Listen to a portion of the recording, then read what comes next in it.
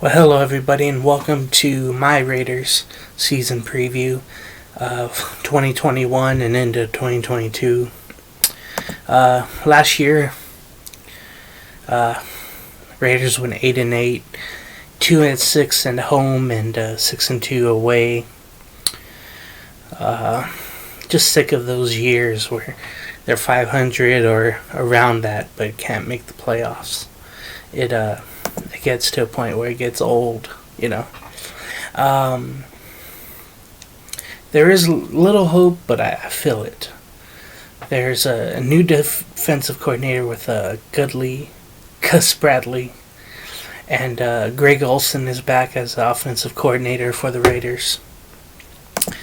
And I feel like that's going to help John Gruden, Mike Mayock, and the rest of the staff. Some news to report, just some out there. David Moore, if you remember him from the Seahawks, was signed for the practice squad. So if the Raiders ever have an injury, you can always bring him in, and hopefully he learns the system well. Now the roster's been cut down to 53 with minimal surprises. There was Doss that was cut, but he was signed, I think, to the Falcons. So the depth chart goes as follows. And the Raiders will go with a 3 receiver, 1 tight end, 1 running back set. Quarterback, as you know, is Derek Carr. Mariota is out. He's questionable for now. Nathan Peterman, the backup, and he played all of the preseason, as the Raiders did not play Derek Carr, and that was smart. Running backs go as follows. Josh Jacobs, he's coming in, I heard, stronger, and he looks faster, and his confidence is at a record high. Kenyon Drake is there. He was signed from the Cardinals, and he's a pretty good backup to have. On many teams he could start. The Raiders just signed Peyton Barber. Now he has bounced around. He's a good third back, mostly with Tampa Bay, if you remember him. And then Jalen Richard is on the IR. I don't know if he'll play this year. For the receiving core, you got Henry Ruggs III. I really want to see more out of him and more shots taken, not only deep with him, but I want to see him on some out routes and take that to the house. Zay Jones, he's been really impressive in the preseason, so I really like what he's been able to do. Bryan Edwards has made his way as well. I really enjoy seeing him play. Hunter Renfrow making some clutch catches as always. Can't wait to see what he does more this year. Willie Snead, the sixth was brought in from the Ravens. He was a Saint as well, and he definitely helps with the receiving core there. Tight ends, we have the Darren Waller, who's in that 100th, one of the 100 best players in the league, and he shows it every year. And real inspiration story, if you've seen his story before. Backup is Foster Moreau. He makes some clutch catches as well. I really like what he can bring. Nick Bowers and Derek Carrier are the third and fourth tight ends. Fullback and lone one is Alec Ingold. He can surprise you with some catches and some tough runs that the Raiders may need. It'd be great to see him do some stuff, like on the 3rd and 1 situation, 3rd and inches. The Raiders did shape up their offensive line a bit. They traded Rodney Hudson, Gabe Jackson away. They went out. Let's start with the left tackle. Re-signed or extended Colton Miller, the left tackle. He'll be backed up by Brandon Parker. Richie Incognito is questionable, but he's there as a left guard. John Simpson will be the backup there. The new center is Andre James, followed by Nick Martin at center. Denzel Good will hopefully come of age and take over right guard. And then the first pick of the Raiders, first round pick, I should say, I think 17th overall, was Alex Leatherwood out of Alabama, and he's looking good in preseason. Followed by him, second string is Jermaine Uluminor, and then Camille Seymour is out. But we'll see if the offensive line can do as good as years past, because if you give Gar time, he could definitely do really good things. For the defense, and that's head up by Gus Bradley. You remember him from the Chargers. For the left defensive end, you got Clelin Ferrell. He's been working hard in practice, trying to get better. You know, if he's not getting sacks, he's stopping the run, and that's much needed, no doubt. Max Crosby is right behind him there at the defensive end. Max, yes, he disrupted a lot last year, but I'd love to see him and Farrell and the others get a lot more sacks. The left defensive tackles Quentin Jefferson, followed by Solomon Thomas and Darius Philon. The right defensive tackles Jonathan Hatkins and Jared McCoy, who's a veteran. He's been around a long time. If you remember that name, he was a high draft pick from the Tampa Bay Buccaneers back in the day. And then a great pickup here by the Raiders. The right defensive end is Yannick Ngakoue. He's bounced around, Jaguars, Ravens, Vikings, and hopefully he finds a home with Vegas here. And he did take less money, leaving some cap room open for this season, by the way. So already he's almost like a team player. And then Carl Nassib, you may have heard of him in the offseason, coming out as gay, as the first active player coming out. If you recall, there was Michael Sam back in, I forget when it was, 2011, 2010, 2012, but he only played in preseason. So that was great for Carl to come out with, no issue with that whatsoever. And then third string with defensive end is Malcolm Knus. And then the linebacking core, Corey Littleton. Now, we're hoping Corey Littleton, he fits in this base 4-3 defense better. Because in the other systems, he just looked out of sync. He looked like a special teams player only. So hopefully in this system, he's better. Second string with that is KJ Wright, coming over from the Seahawks. And he was signed up, and I was talking to my Seattle friend, and he mentioned that he's older, but he's a good vet to have. And then third string is Divine Diablo, but not like Diablo, but Diablo. And then Javin White is on the IR.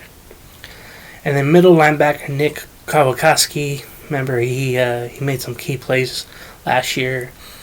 He was banged up in the training camp, but he's ready to go. Nicholas Morrow, unfortunately, will not be. And then the other linebackers, we have Denzel Perryman. You remember him from the Chargers, coming over. And he worked with Gus Bradley, so it's a good mix there with those two. And then Tanner Muse. Now the corners, Casey Hayward Jr. Remember him from the Chargers? He's the vet of that squad there, and he could teach Damon Arnett something. And we hope Arnett breaks out and have a great year. He needs to step up. And Nate Hobbs is there as well, and both are young there, and hopefully Hayward can bring him along. Now, the strong safety, Jonathan Abram, we got to talk about him real quick. He makes these diving desperation tackles, goes all out, gets banged up too often, does the things that will drive you crazy. And if he limits that, I think that he'll be in better shape than he was last year. Backing up Abram is Tyree Gillespie and Divine Deblo. For the free safety, it's Trayvon Mernoog. We'll see what he does there. Dallin Levitt and Roderick Teamer. For the other cornerback on the right, Trayvon Mullen Jr. We'll see if he can hold that spot. That'd be great. And then Amik Robertson. Remember, he was drafted late in the draft last year. The Raiders were real high on him out of Louisiana Tech. Hopefully he'll have a breakout year and make some plays. Keeson Nixon is on the IR, and then Nevin Lawson, unfortunately, is suspended. For the special teams, you have Daniel Carlson. He's a really good kicker. He made so many kicks last year. Great to have. And A.J. Cole, pretty good kicker, punter there. Punt returner, you have Hunter Renfrow. He does just enough, and you really don't want to try anything too much with him. Fair catches. Kick returner will be Kenyon Drake, Henry Ruggs III. Long snapper, Trent Sieg. Really durable long snapper there. And I was trying to read about Nevin Lawson before I got on here, but that's unfortunate because I really like what he can bring. And he's 30 years of age, is Lawson. And he's on the reserve suspension as well, so I don't know if we'll see him. We'll see him right away, honestly. Yeah. But we'll see what happens. And he's been suspended before, so that's unfortunate to hear. So I think we should go through the schedule real quick. There's preseason games, so I didn't want to do this video until the 53-man roster was put out. I didn't think it would be prudent. Anyway, Saturday, August 14th against Seattle, the Raiders won 20-7 in the home opener of Allegiant Stadium with fans. And Peterman had 246 yards passing. Zay Jones, 57 there, receiving. Then the next Saturday in LA against the Rams, the Raider defense held on to win 17-16. It was funny, Aitman had a clutch touchdown, but he is not with the squad. And then Sunday, August 29th, was the last preseason game in Santa Clara. The Raiders lost 34-10, but did not bring any first stringers over. It was mainly second and third string guys. Honestly, third string guys were playing for that game, so that game didn't really mean much. Yes, Stoner have 69 receiving yards, Peterman 175, but yeah, that game didn't mean much at all. So, the true home opener is Monday, September 13th against Baltimore at 5:15. Be on ESPN and ABC at Allegiant Stadium. And I think that crowd will be electric and alive. There'll be concerts going. It'll be a fun time, and I guess this means it won't be a doubleheader on Monday night. It'll just be Ravens and Raiders. And then the 19th September is at Pittsburgh. We know how the Raiders travel. They don't do that well. And they come back to Vegas the next Sunday to play Miami. Then week 4 on Monday Night Football again in LA to face the Chargers on October 4th. So that'll be fun. When they always play the Chargers, it seems like the two always split the schedule. And then Sunday, October 10th, the Bears come to Vegas. That should be interesting with Khalil Mack. Then the 17th, they go to Denver. Now, usually, the Raiders end the season in Denver, but not this year. And then on the 24th, they host Philadelphia. The bye week is the 8th week of the season. Remember, there's 17 games this year, 18 weeks. And then after the bye week, they travel to New Jersey to play the New York Giants on the 7th of November. And then November 14th, they host Kansas City, and that'll be on NBC Sunday Night Football. And then on the 21st of November, Week 11, they play Cincinnati at home. On Thanksgiving Day at 1:30, they go to Dallas to play the Cowboys in Week 12. And then Week 13, they come back to Vegas and host Washington on December 5th. Week 14, they go to Kansas City on December 12th. And then Week 15 at Cleveland. So those are two very tough games back to back. And then even Washington, you could put that as a tough game because their defense is great. Week 16 is December 26th at versus Denver in Vegas. Then Week 17, January 2nd, is at Indianapolis, and we'll see how Carson Wentz comes out of that. I don't know how he's going to perform, if he'll even play, much of the season. And then Week 18, which sounds weird to say, on January 9th,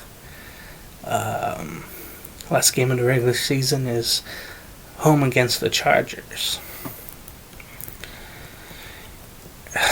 Part of me says, hey, the Raiders will win 11 games, right? And hopefully that's the case. I'm hoping for that.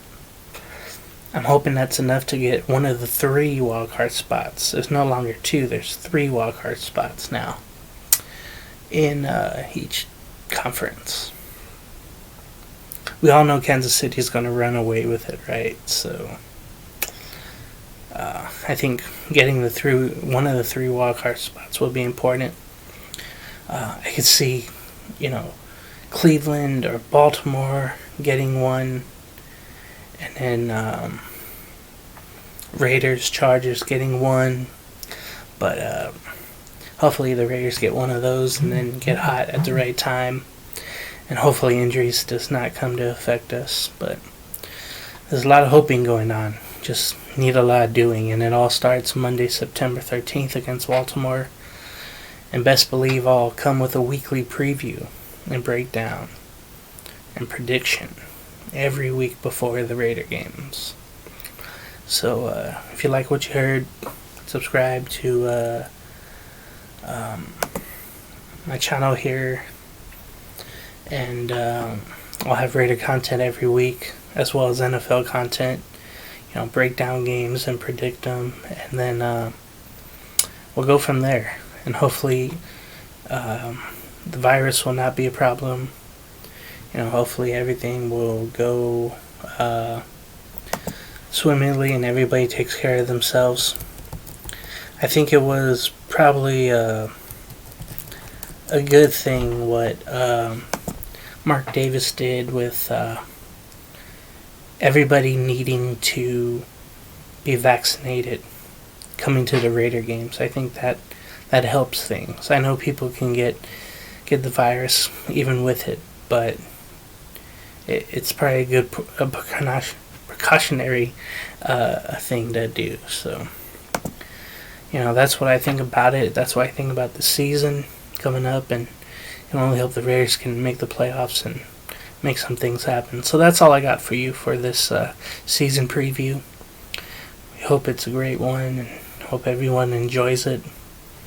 I'm hoping to make some games this year. And take care, folks. Shout out Raider Nation, everybody out there.